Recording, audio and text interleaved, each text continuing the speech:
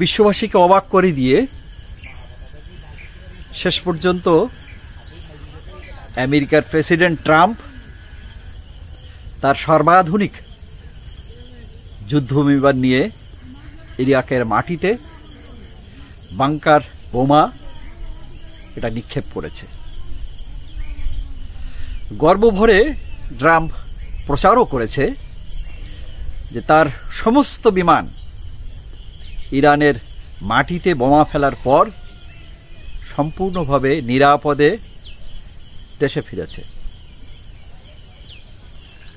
একটি স্বাধীন সার্বভৌম দেশের উপরে আরেকটি স্বাধীন সার্বভৌম দেশ কিভাবে বোমা হামলা করে, তার উপরে দেশটি যখন আধুনিক গণতান্ত্রিক এবং সবথেকে সভ্য দেশ হিসেবে দাবি করে, সেই দেশের প্রেসিডেন্ট কিভাবে আরেকটি স্বাধীন সার্বভৌম দেশের মাটিতে বোমা ফেলবার সিদ্ধান্ত নেয়?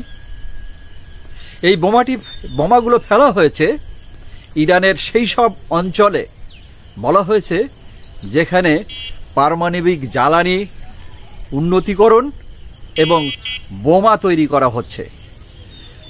পারমাণবিক বোমা তৈরি করা হচ্ছে যে সব গবেষণাগারে, সেখানে তো ইউরেনিয়াম প্লুটোনিয়ামের মতো তেজস্ক্রিয় পদার্থ থাকবার কথা।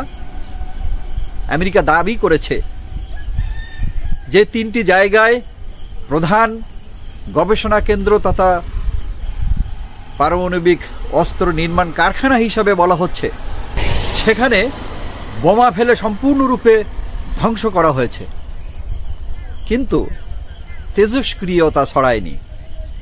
দুটো সত্য তো পাশাপাশি হতে পারে না। যদি বোমা ফেলে একটি তেজস্ক্রিয় গবেষণাগার ধ্বংস করা হয়, তাহলে সেখান থেকে তেজস্ক্রিয় ছড়াবেই। তাহলে দুটোর একটা নিশ্চয়ই সত্যি, দুটো সত্যি তো একসাথে হতে পারে না।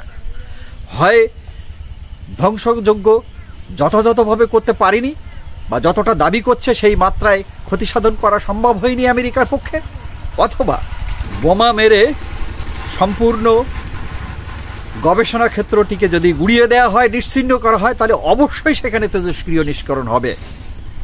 এবং এটাকে যদি উপেক্ষা করা হয়, ভবিষ্যতে ইরানের মাটিতে পঙ্গু অথর্ব সন্তানরা জন্মগ্রহণ করবে, একটি প্রজন্মই নষ্ট হয়ে যাবে।